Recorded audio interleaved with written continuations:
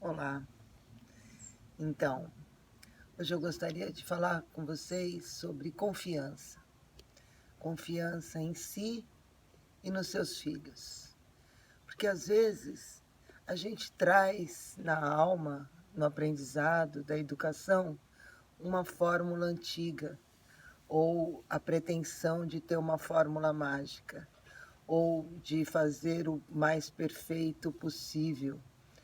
Porque às vezes a gente, com a nossa vaidade, a gente considera os nossos filhos um troféu, alguma coisa que eu tenho que apresentar perfeito para uma sociedade totalmente imperfeita.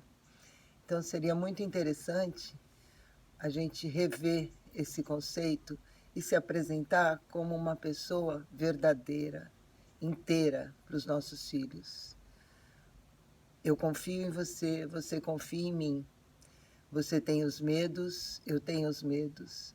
Você tem sonhos, eu tenho sonhos. E conversar com eles abertamente sobre isso. Às vezes a gente não conhece os filhos e eles não conhecem os pais, porque também no imaginário deles nós nos apresentamos como pessoas perfeitas que têm as respostas para tudo e que sabem tudo melhor que eles. Porque é assim que às vezes a gente se coloca. E quando a gente fala com eles, a gente fala: você faz tudo errado, você não sabe fazer nada, você é um pirralho, cresce primeiro, você vive na minha casa às minhas custas, me obedeça. Isso tudo a gente fala na hora da raiva. E seria legal a gente pensar um pouquinho sobre isso, porque o que eu falo na hora da raiva só demonstra a minha fragilidade, a minha vontade de atacar, porque eu me sinto atacada. Então eu tenho que ter a razão, eu tenho que estar certa, porque eu sou o pai, eu sou a mãe, eu tenho que ter as respostas. E às vezes a gente não tem as respostas. Esse caminho é novo para todo mundo. Eu ouço várias reclamações, várias dores de mães em alguns grupos de pais e mães de adolescentes e sempre volta no: eu não consigo entender meu filho, ele não fala comigo, ele não me escuta, ele só faz o que ele quer. Não é? Então, ele não faz o que ele quer, ele também está se defendendo, ele também está tentando criar uma identidade. Ele não quer mais ser o menininho, a menininha. Ele quer ser um ser humano e informação. O caminho está começando. Ele não sabe ainda o que tem na próxima esquina. E vou contar um segredo para vocês, pais. Nós também não sabemos. O mundo muda muito o tempo inteiro. E lá fora, no mundo, eles aprendem muitas coisas. E lá fora, no mundo, eles escutam muitas coisas. E tem um grupo que cobra atitudes. Tem um grupo que faz bullying. E tem um grupo onde ele tem que se apresentar superior. Ele tem que se apresentar sabedor das respostas. E isso é importante para ele, para ser aceito nesse coletivo, para não ser o filhinho da mamãe. Então, na verdade, se a gente começa a pensar com o coração, com esse órgão que pensa sem barulho da mente, e sem a vaidade, e sem a vontade de ser o melhor, ou o mais forte, ou o perfeito, a gente começa a escutar do coração: nossa, nós estamos num caminho desconhecidos, uma nova fase, e vamos aprender juntos. Ouvir os filhos, confiar no que eles dizem e passar para eles a nossa fragilidade também. E passar para eles que nós queremos aprender a ter um relacionamento mais saudável e menos estressante. Eu sei que isso é teoria. E para a prática, a gente precisa treinar. A gente precisa treinar como no esporte. A gente precisa treinar. Eu não sei jogar bola, eu tenho que treinar muitas horas por dia. Os campeões se fazem assim, treinando, treinando, treinando, revendo, fazendo uma retrospectiva. Como eu agi hoje, o que foi bom, o que não foi tão bom, no que eu posso melhorar. Porque nesse caminho, pais, estamos todos aprendendo. E quanto mais a gente se revê e quanto mais a gente deixa de lado as vaidades, as expectativas, mais inteiro a gente se apresenta, mais honesto a gente é e mais confiança a gente passa para aquele ser que está se formando também, não é?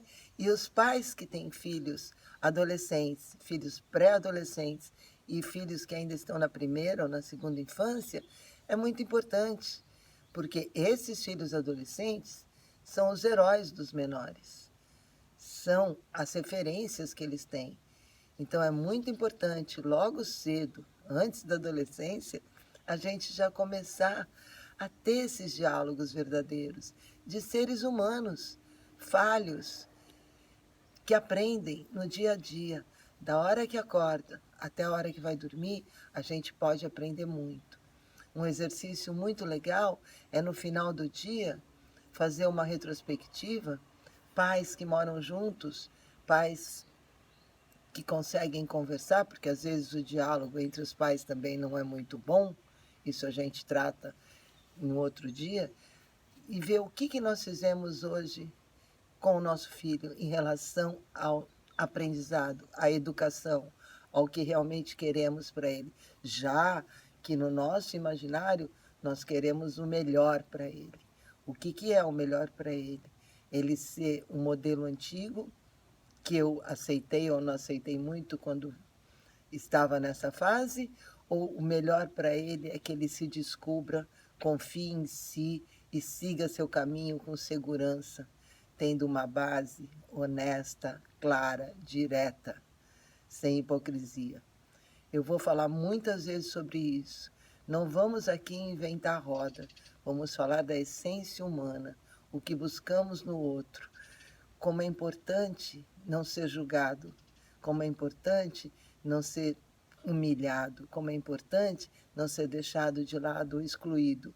Isso vale para todo mundo, para os pais, para os filhos, nos relacionamentos sociais, entre amigos, entre chefes, entre pessoas mais distantes ou da família, colegas de trabalho.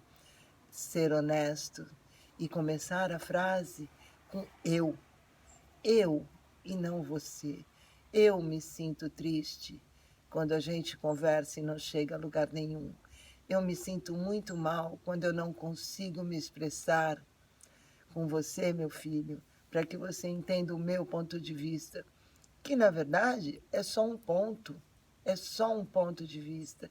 E eu quero aprender mais para poder passar mais, para estar no meu real papel de orientadora, de mãe, de pai, de rede de proteção, sem ter que cortar as suas asas, sem ter que evitar o seu voo por causa do meu medo, das minhas aflições.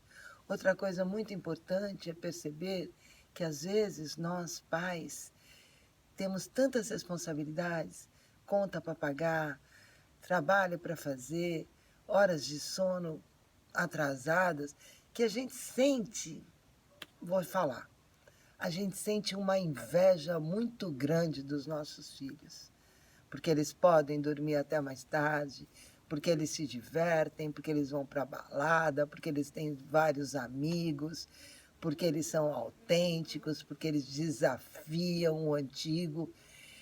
E às vezes isso causa na gente uma vontade de dormir até mais tarde. Será que a gente não desconta um pouquinho neles? Essa nossa vontade de ser mais livre, de ter mais tempo, de levar a vida mais leve? É uma imagem. Eles, ao mesmo tempo, se sentem também um pouco presos, porque eles queriam ser mais livres, mas no fundo, eles sabem que eles têm algumas responsabilidades com a gente, com a nossa expectativa. Isso atrapalha um pouco. Eles sofrem muito.